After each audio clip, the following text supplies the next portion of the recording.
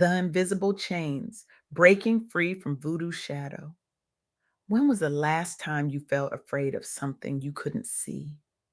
Something whispered about in hushed tones, something that made the hair on your neck stand up even though logic told you it shouldn't.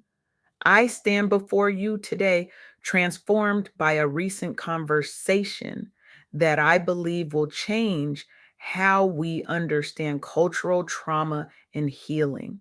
I had the extraordinary privilege of interviewing Sasha Hall, whose pioneering research documenting the psychological impact of voodoo beliefs on Black professionals isn't just groundbreaking.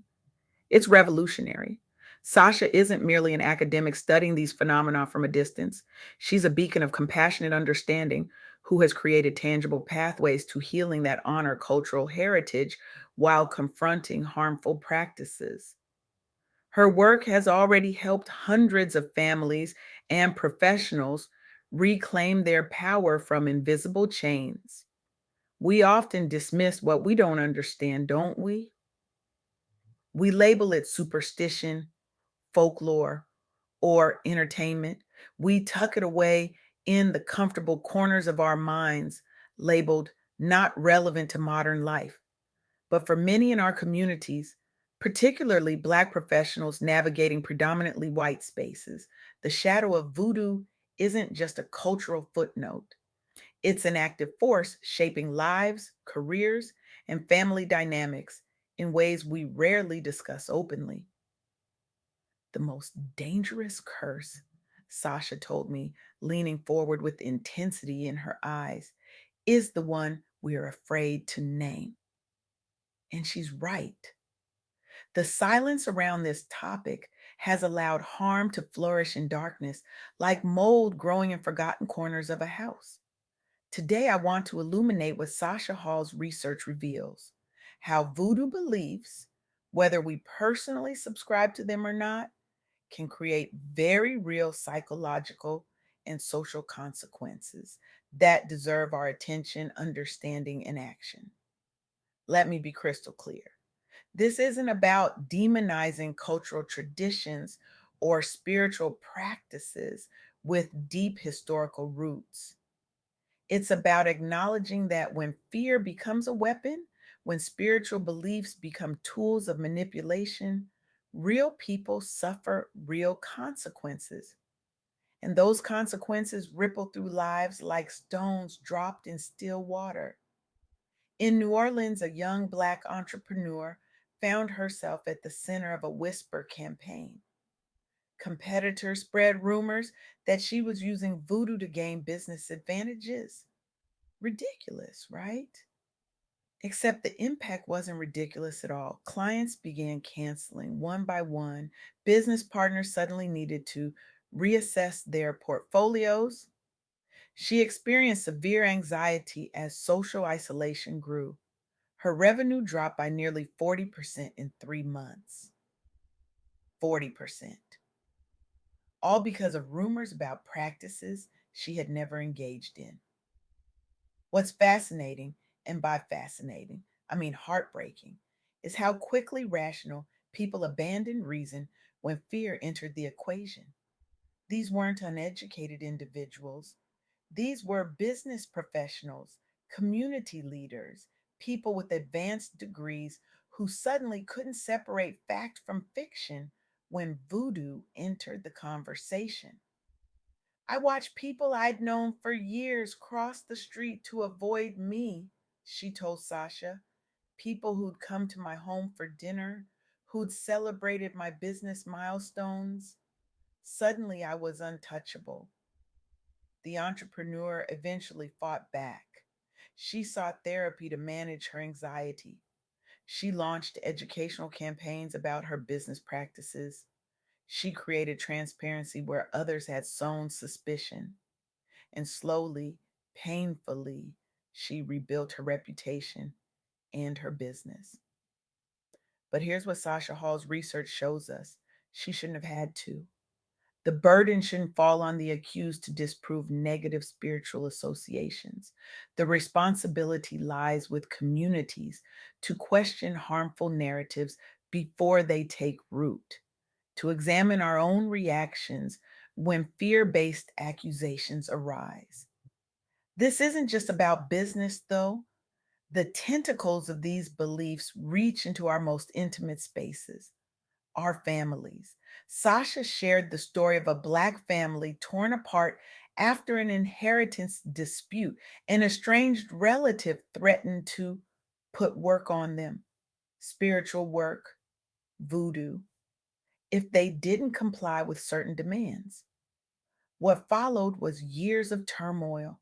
Children's grades plummeted as anxiety consumed them.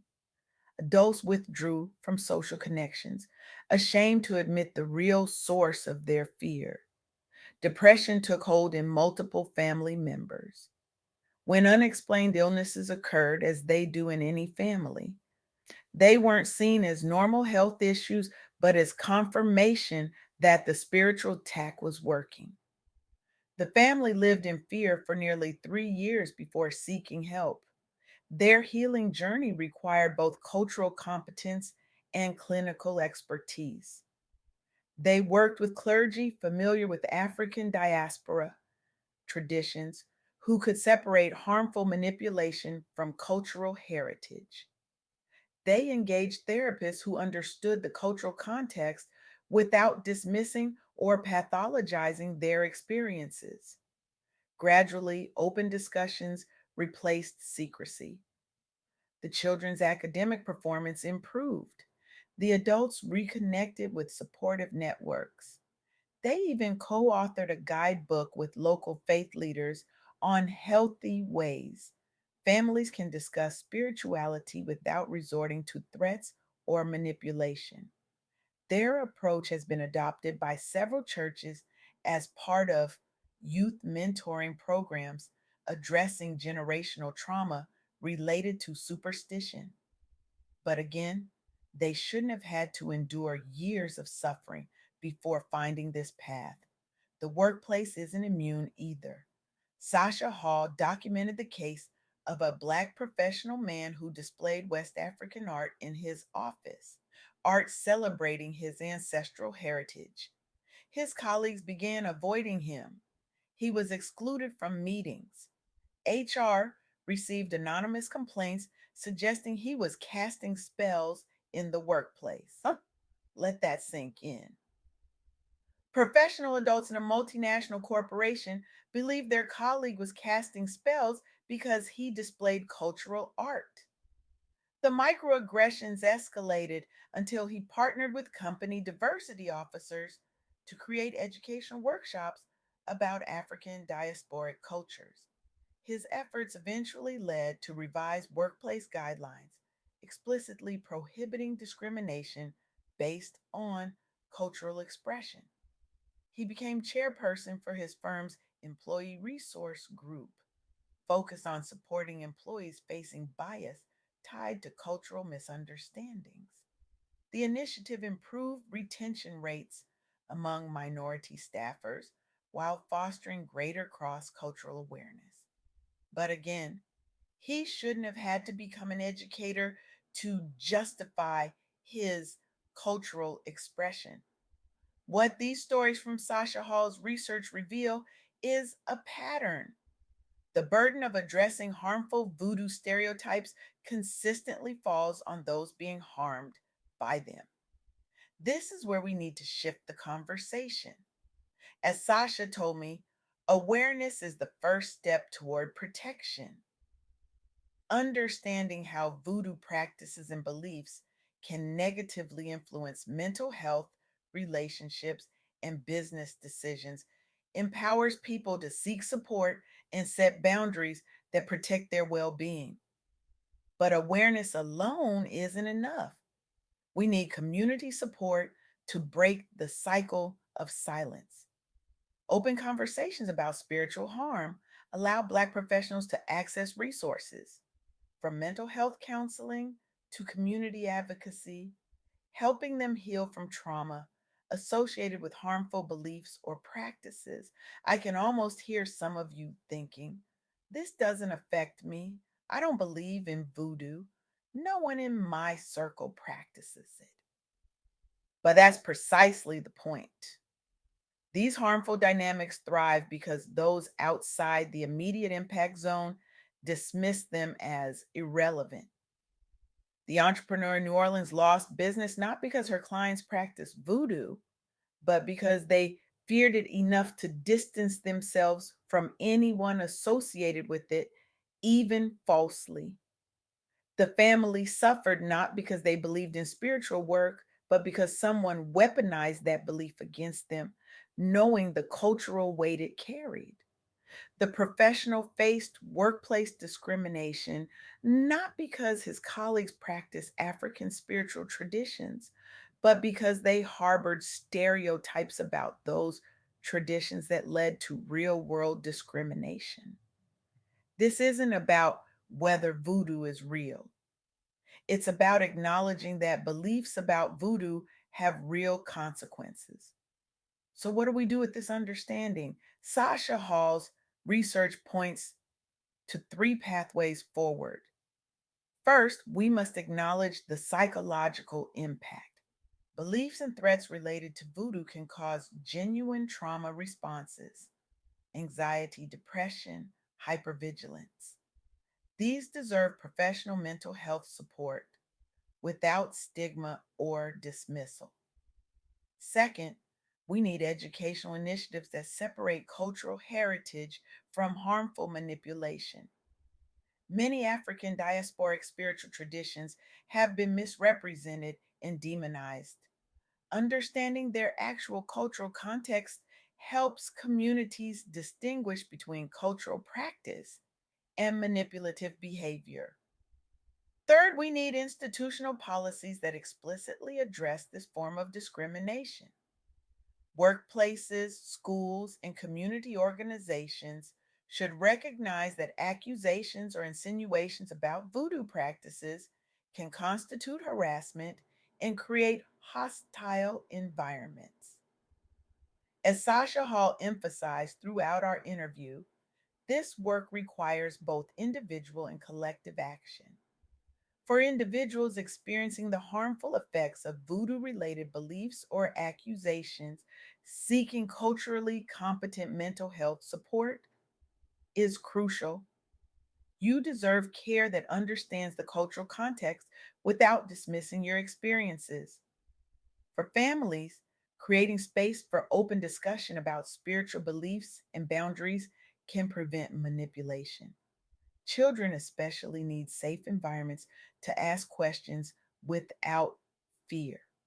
For workplaces and organizations, developing policies that explicitly address cultural and spiritual discrimination provides necessary protection. Training that increases cultural competence around African diasporic traditions can prevent harmful stereotyping. For communities, supporting educational initiatives that accurately represent spiritual traditions helps combat misinformation. Cultural celebrations that highlight the positive aspects of heritage can counterbalance negative stereotypes. The path forward isn't about erasing cultural beliefs or practices, it's about removing their power as weapons of manipulation and control. I want to leave you today with a challenge that goes beyond mere awareness. It's time we collectively dismantle the systems that allow spiritual manipulation to thrive. Each of us has the power to question harmful narratives, to create spaces where cultural expression is honored rather than feared, to demand institutional policies that protect against spiritual discrimination. When we remain silent about these invisible chains, we become unwitting accomplices in their power. But when we speak up, when we name the unnamed fears, when we challenge unfounded accusations, when we create communities where manipulation has no place, we break those chains link by link. As Sasha Hall's work demonstrates so powerfully, liberation doesn't come from ignoring cultural realities, but from facing them with courage, compassion, and unwavering commitment to truth. The most powerful protection against harmful beliefs isn't counter magic or isolation, it's community, it's education, it's speaking truth in space where silence has reigned. So I challenge you, what invisible chains exist in your community? What unspoken fears are shaping decisions and relationships around you? And most importantly, what will you do to break them?